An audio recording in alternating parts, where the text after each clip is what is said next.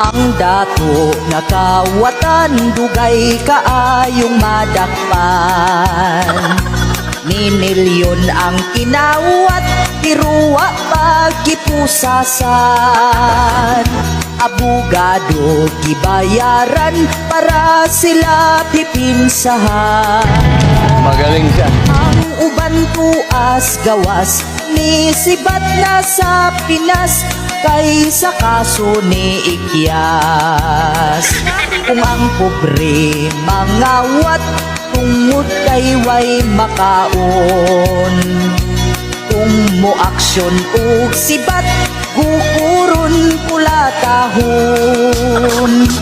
Isuludayon sa silda kung walay ikapiyansa. Libre ang abogado kay wala man say klaro kung madismiss ang kaso.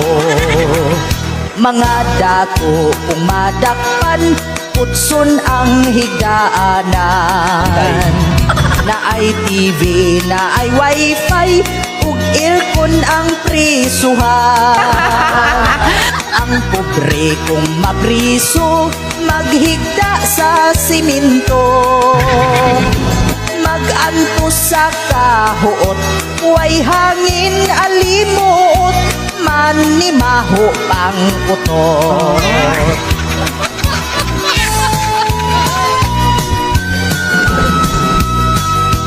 Ang kabus ug kwartahan, dako gyud ug kalahian. Mga dato bisagsadan, mga pobre way dag-anan. Galing mo! Kay wa may ikagasto, ibayad sa bugado. Ayop! Mo atras na lang in town, sa kaso di mo padayon, kay pildi man gihapon. Mga dato bisagsadan, ang uban gawas nun lang. Kay sila kwartahan man, daghan ug ikasarang.